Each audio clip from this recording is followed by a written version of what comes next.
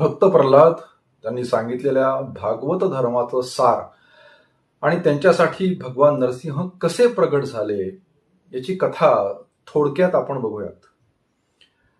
वराह भगवंतानं हिरण्याक्षाला मारलं. त्याचा राग हिरण्यकश्यपूच्या मनामध्ये होता. त्यामुळे असुरांना बोलावून त्यानं भगवान विष्णू विरोधी भाषण दिलं. तो म्हणाला की हा विष्णू काय आता पहिल्यासारखा राहिलेला नाहीये. हा विष्णू मुळात शुद्ध तेजोरूप असूनही आता मायेनं वराहासारखी रूपे धारण करू लागलाय. त्यानं आपला स्वभाव सोडलेला आहे. लहान मुलाप्रमाणे जो त्याची सेवा करील त्याच्या बाजूनं तो झुकतो. त्या विष्णूचं चित्त काही स्थिर राहिलेलं नाही.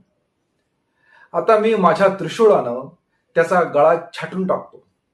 त्याच्या रक्ताच्या धारेनं माझ्या भावाचं मी तर्पण करतो. तेव्हाच माझ्या हृदयातील सगळा राग शांत होईल. झाडाचं मूळ तोडल्यावर फांद्या आपोआप सुकतात, तसं तो मायावी विष्णू, तो शत्रू नष्ट झाल्यावर सर्व देव आपोआप निष्प्रभ होतील. त्यांचं जीवन हा विष्णू आहे. म्हणून हे असुरांनो, तुम्ही आता पृथ्वीवर जा. तेथे ब्राह्मण क्षत्रिय यांचं वर्चस्व आहे. तेथे जे लोक तपश्चर्या करतात, यज्ञ स्वाध्याय व्रत दान ही शुभकर्म करतात, त्या सर्वांना तुम्ही मारून टाका.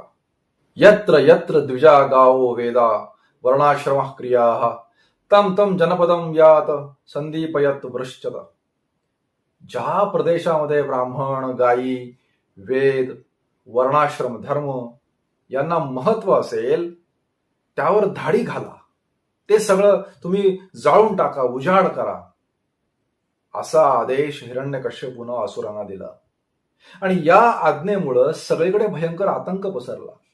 इंद्राप्रमाणे सगळीकडे एकछत्री आधिपत्य स्थापित करण्याचा त्यांचा डाव होता. त्यांची महत्वाकांक्षा होती. त्यांना अगदी झपाटून टाकलेलं होतं. हिरण्यकश्यपूनं मंदराचलाच्या एका दरीत जाऊन पायाच्या अंगठ्यावर उभं राहून हात उंच उभारून आकाशामध्ये दृष्टी लावून पुष्कळ उग्र तप केलं. तपश्चर्येची आग धुरासह त्याच्या डोक्यातनं बाहेर पडू लागली. चारही दिशांना पसरली. तीनही लोकांना ती जाळू लागली. त्या भयानं सर्व देव ब्रह्मदेवाकडे गेले. देवांचं निवेदन ऐकून ब्रह्मदेव ऋषी भृगु दक्ष अशा प्रजापतींसह हिरण्यकश्यपूकडे